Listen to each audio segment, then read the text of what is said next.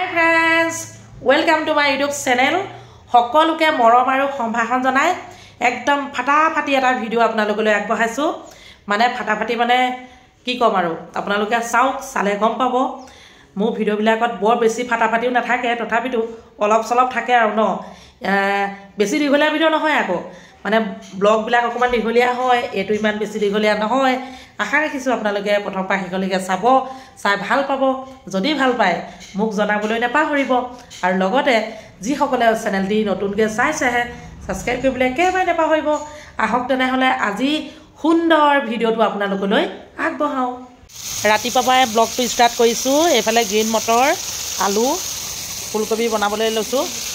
আনফালে পুঠি মাছ ফ্ৰাই কৰি থোৱা আছে এয়া কচ মাছ সৰিয়হ পিছা এইকেইটাও সৰু সৰু মাছ এইবিলাক ফ্ৰাই কৰি ৰাখিছোঁ আৰু এইফালে ঔটেঙা বৰাবৰ কাটি আছে একেবাৰে আৰু মানে অসমীয়া থলুৱা খাদ্য বনাই আছোঁ আৰু দেই খাই থাকক আপোনালোকে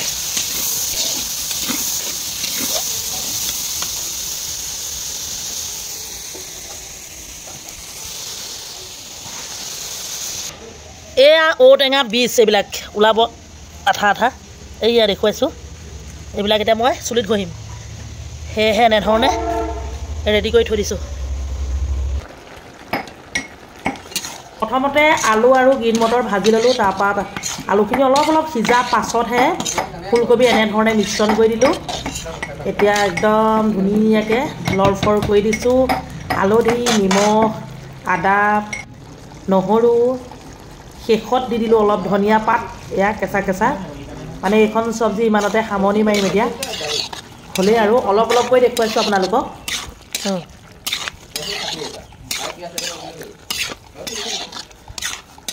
এতিয়া মই ঔটেঙা এখন চব্জি বনাব লৈছোঁ লগতে মাছ মিশ্ৰণ কৰিম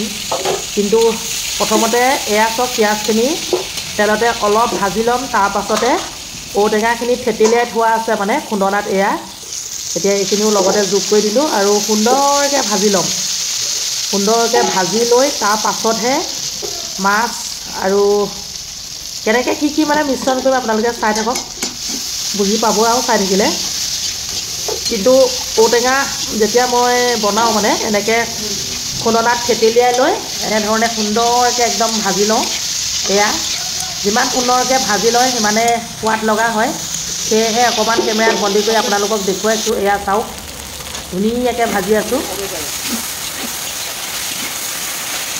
আপোনালোকেও এনেকৈ ভাজি ল'বচোন ঔটেঙাখিনি প্ৰথমতে পিঁয়াজ জলকীয়া দি সুন্দৰকৈ ভাজি ল'ব তাৰপাছত মানে চোৱাই নাই মাছৰ লগত মিশ্ৰণ কৰে বা কিবা দালি বইল কৰি থ'লে ইয়াৰ লগত মিশ্ৰণ কৰিলেও খাই ভাল লাগিব ঔটেঙা সকলোৱে জানে ডায়েবেটিছৰ কাৰণে বহুতেই ভাল অকল ডায়েবেটিছ বুলিয়ে নহয় ঔটেঙা খালে পেট চফা হয় সকলোৱে জানে সেয়েহে মানে কেমেৰাত বন্দী কৰি অকণমান আপোনালোকলৈ আগবঢ়াইছোঁ আজি ব্লগটোৰ মাজতে আপোনালোকে মানে কিবা নহয় কিবা এটা জানিবও পাৰিব যিসকলে নাজানে আৰু যিসকলে জানে আৰু প্ৰায় ভাজি হৈ গ'ল এতিয়া মই এয়া জলকীয়া আদা নহৰু মিশ্ৰণ কৰি আছোঁ আৰু হাতাখন সদায় ৰেডি ৰাখিব লাগিব হাতখন সদায় ৰেডি থাকিব লাগিব খুব মতে এনেকৈ লৰাই থাকিব লাগিব যদি তলত ধৰি যায় খাবলৈ ধোঁৱা ধোঁৱা গোন্ধাব সেয়েহে এনেকৈ চব মই কেনেধৰণে কৰিছোঁ আপোনালোকে চাওকচোন ঔটেঙা এনেধৰণে বনালে সঁচাকৈ কৈছোঁ বৰ সোৱাদ লগা হয়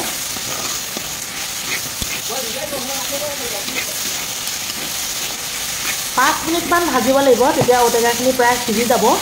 ঔটেঙাখিনি যেতিয়া সিজি যাব একদম গোন্ধটোৱে কৈছোঁ নহয় মলমলাই যায় এতিয়া চব গৰম পানী মিশ্ৰণ কৰি দিলোঁ এয়া জোখমতে গৰম পানী দিলেই হয় আৰু মই কিন্তু এইটো হোটেলৰ ৰেচিপিহে বনাইছোঁ সেয়েহে মানে আপোনালোকক দেখুৱাইছোঁ এয়া চাওক গ্ৰেভিখিনি বৰ ধুনীয়া হয় দেখিবলৈও ধুনীয়া হয় খাবলৈও ধুনীয়া হয়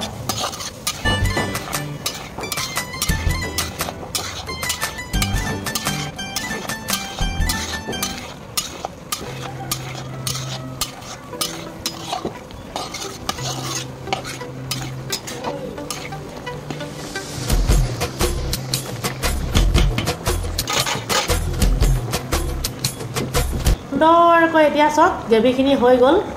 এতিয়া মই লাহেকৈ যিখিনি কচ মাছ মানে মেৰিনেট কৰি ৰাখিছিলোঁ এপিচ এপিচকৈ জোলত এৰি দিলোঁ এইয়া আপোনালোকে দেখিছে নহয় মাছখিনি কিন্তু ভাজি লোৱা নাই মই হালধি নিমখ আনি এঘণ্টামান থৈ দিলোঁ তাৰ পাছত এনেধৰণে মিশ্ৰণ কৰিছোঁ মানে ঔটেঙা ভাজি ভাজি হোৱালে মাছখিনি সুন্দৰকৈ মেৰিনেট হৈ গ'ল এয়া চাওক কচ মাছ ঔটেঙাৰ লগত কেনেকৈ বনালোঁ আপোনালোকে নিশ্চয় চাই আছে দেখি আছে চাওক কচ মাছ দে এয়া এয়া এয়া এতিয়া সিজিবৰ বাবে 5 মিনিট ঢাকন মাৰি দিম আৰু জোখমতে দিব লাগিব এতিয়া নিমখ এয়া নিমখ দিয়া নাছিলোঁ জোখমতে দি দিলোঁ নিমখ হালধিটো সোৱাদ অনুসৰি দিছোঁ বাকী আদা নহৰু অকণমান ৰেড চিলিও দিছিলোঁ সেয়া কেমেৰাত বন্দী কৰা নহ'ল ঢাকি দিলোঁ এই ইয়া চাওক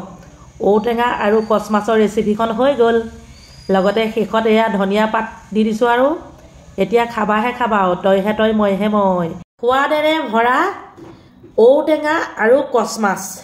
এনেধৰণে ৰান্ধিলোঁ পদ্ধতিটো আপোনালোকৰ কেনেকুৱা লাগিলে জনাবলৈ নেপাহৰিব এতিয়া মই বনাবলৈ লৈছোঁ এইয়া মাংস মানে আজি হোটেলৰ ৰেচিপিয়ে গোটেইকেইটা আপোনালোকক দেখুৱাইছোঁ বিধে বিধে বনাই আছোঁ আৰু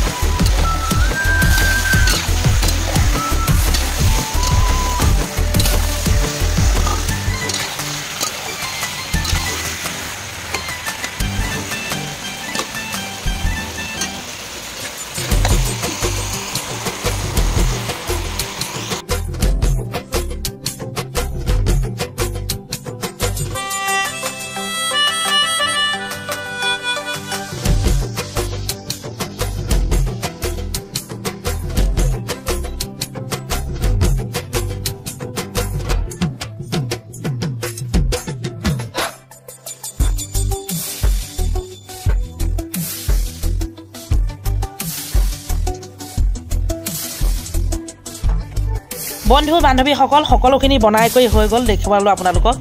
দেখুৱাত এতিয়া ভোট জলকীয়া এয়া মেম জলকীয়া জাতি জলকীয়া এইবিলাক সকলো গোটাই লৈছোঁ এইফালে এয়া কৰ্দৈ এইবোৰ আচাৰ বনাম মানে কেনেধৰণে বনাম অলপ অলপ দেখুৱাম আৰু মানে আগতে আচাৰ বনাই আছোঁ আচাৰ মই বহুত বনাওঁ সকলোৱে জানে এনেই নষ্ট হোৱাতকৈ গোটেইখিনি আচাৰ বনাই ৰাখি থ'ম মানে আজি ব্লগটো সেয়াই আপোনালোকক বহুত কিবা কিবি দেখুৱাই দিলোঁ মানে আচাৰ বনোৱা চব্জি বনোৱা এনেকুৱাই আৰু দেই এয়া প্ৰথমতে এয়া আচাৰ বনাম তাৰপৰা এয়া বনাম এইখিনি আকৌ আচাৰ নবনাওঁ এইখিনি ৰাখি থ'ম ঠাৰি গুচাই গুচাই এইটো শুকাই গ'ল দেই খাবলৈ আনি থোৱা শুকাই গ'ল আৰু কি ওলাই ভগৱান জানে এয়া মেম জলকীয়া শুকুৱাই থৈছোঁ এতিয়া ঠাৰিবোৰ গুচাই ল'ম বাকী একদম পাকঘৰটো দেখিছেনে একদম আজি এই সুন্দৰ ব্লগটো আপোনালোকৰ চাই কেনেকুৱা লাগিলে জনাবলৈ নেপাহৰিব শেষত এতিয়া মই আচাৰ বনাবৰ কাৰণে এয়া কৰ্দৈ কাটি আছোঁ কেনেধৰণে কাটিছোঁ তাকে অকণমান দেখুৱাই দিছোঁ আৰু এই কৰ্দৈ আচাৰ কেনেকৈ বনাম কি কৰিম সেয়াও আপোনালোকৰ লগত শ্বেয়াৰ কৰিম আজিৰ ভিডিঅ'টো চালে আপোনালোকে বহুত কথাই জানিব পাৰিব আৰু শেষলৈ কৰ্দৈখিনি আচাৰ বনাওঁতে অকণমান আপোনালোকক কেমেৰাত বন্দী কৰি দেখুৱাম এতিয়া এইখিনি মই ৰ'দত দিবলৈ লৈছোঁ এয়া চাওক যদি ভিডিঅ'টো চাই ভাল লাগিলে প্লিজ লাইক কমেণ্ট কৰিব নতুনকৈ অহাসকলে চেনেলটি ছাবস্ক্ৰাইব কৰিব মানে ছাপোৰ্ট কৰিব বুলি আশা ৰাখিছোঁ আৰু আজিলৈ আহিছোঁ বাই বাই